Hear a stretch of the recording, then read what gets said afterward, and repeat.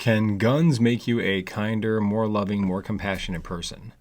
My name is Joe Malone. I'm a former Special Operations Marine, and today I want to talk to you all about how taking concealed carry training, firearms training of any sort, can actually truly make you a kinder, more loving, more compassionate person.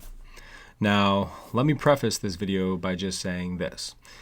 Just because you take firearms training doesn't mean that you will be a kind person. It doesn't mean that you will be a loving person. It doesn't mean you will be a compassionate person. But if you are somebody who wants to improve upon their kindness, who wants to be more loving, who wants to be more compassionate, then this video is for you.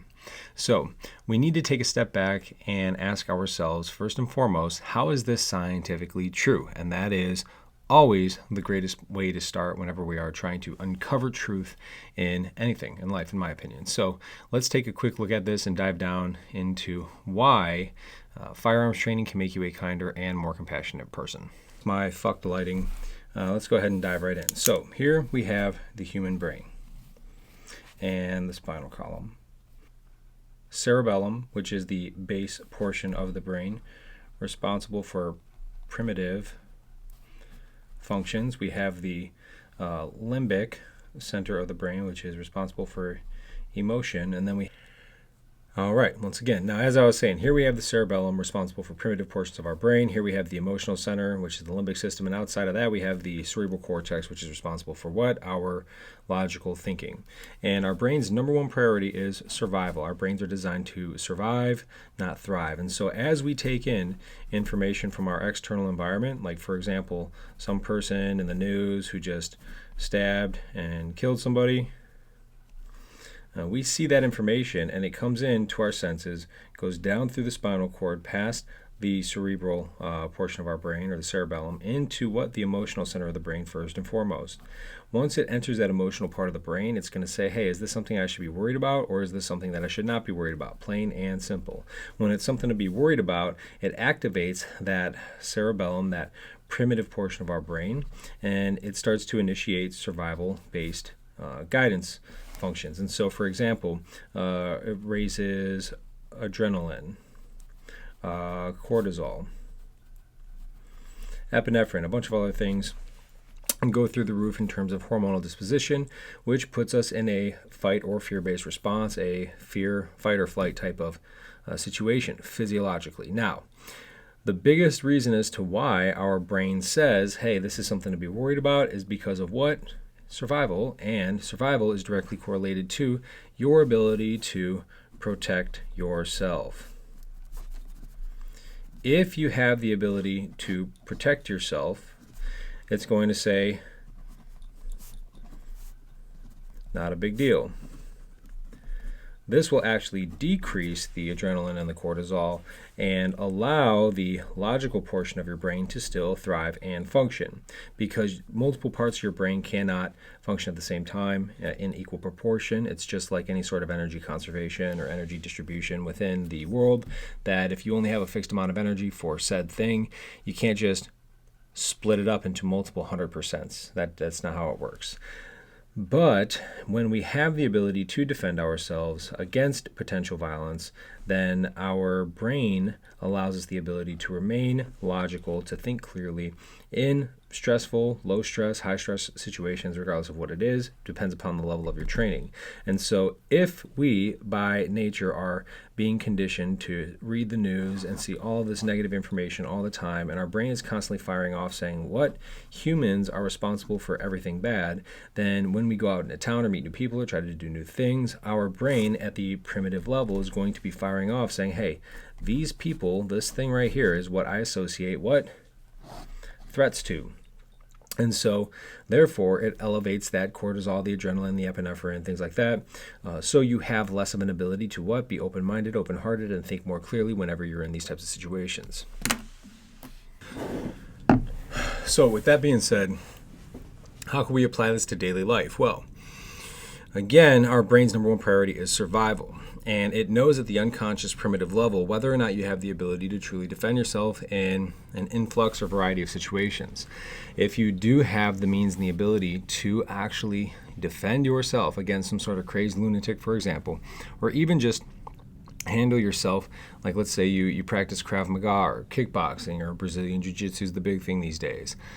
That in itself gives you a unconscious presence, an unconscious known ability in yourself, whether or not you can handle yourself in a variety of circumstances, therefore keeping that fight or fear-based response cool while still allowing you the ability to think critically and logically by keeping that neocortex portion of your brain open. Now, what does this mean for you, the everyday person? Well, if you want to be kinder, more calm, more loving, more compassionate, more open-minded, more open-hearted, because that's when we're open-minded and open-hearted, is when we're thinking logically and clearly, and we're capable of having, other people have different belief systems, because we understand that everybody's perspective is different in this world, and we become curious and inquisitive and want to learn about it.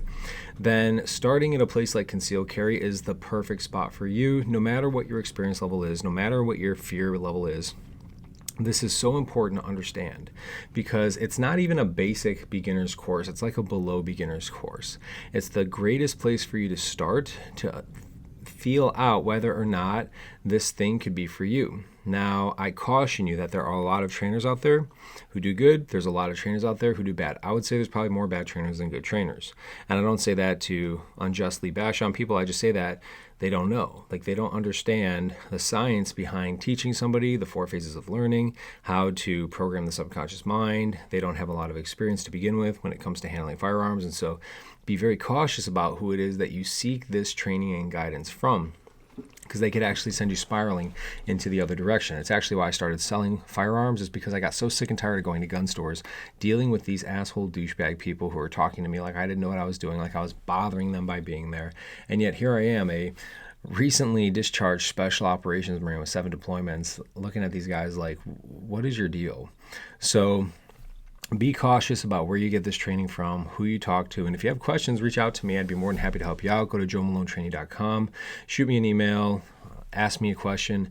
I'd be more than happy to give you some guidance on how to choose a good trainer in your area. And of course, if you're in the Chicagoland region, that's where I'm at. We got 2 locations, one in Alsip, one in New Lenox, southwest suburbs, and I'm here for you guys. So if you want to be a kinder, more loving, more compassionate person, capable of being more accepting of other people's belief systems and concepts and histories and pasts, then knowing how to defend yourself against violence is the best way to do that, and a concealed carry firearms course is the best way to start.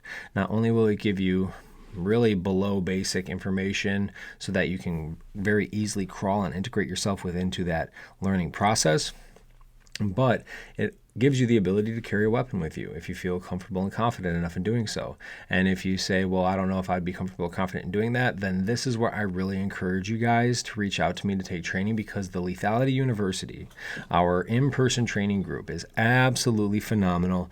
We've got every single race, every creed, every religion, different political points of views, and we've had 0 arguments, 0 infighting, 0 problems. Why?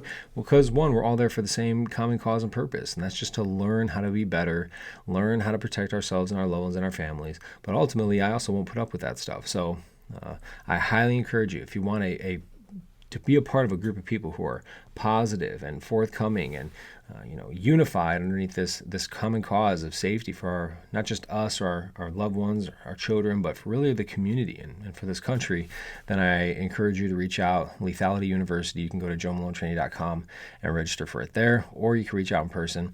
And you don't need to be here in the geographic area either. There are a lot of benefits for the Essentials level membership that you won't get anywhere else, including USCCA elite level membership benefits, which, well, I'll just tell you, you get a lot more out of getting that through me and letting me pay for it as opposed to you paying for it on your own. So there it is, guys. That's how you can become a more loving, more kind, more compassionate person by taking firearms training. It cools down that unconscious, that primitive part of your brain, that fight or fear-based response in the cerebellum, and it allows you to still think creatively and openly whenever out and about in public and meeting people with different backgrounds and different belief systems. My name's Joe Malone, former retired. I'm a former MARSOC Marine, and I'm here to teach you how to be safe against violence. Take care, guys.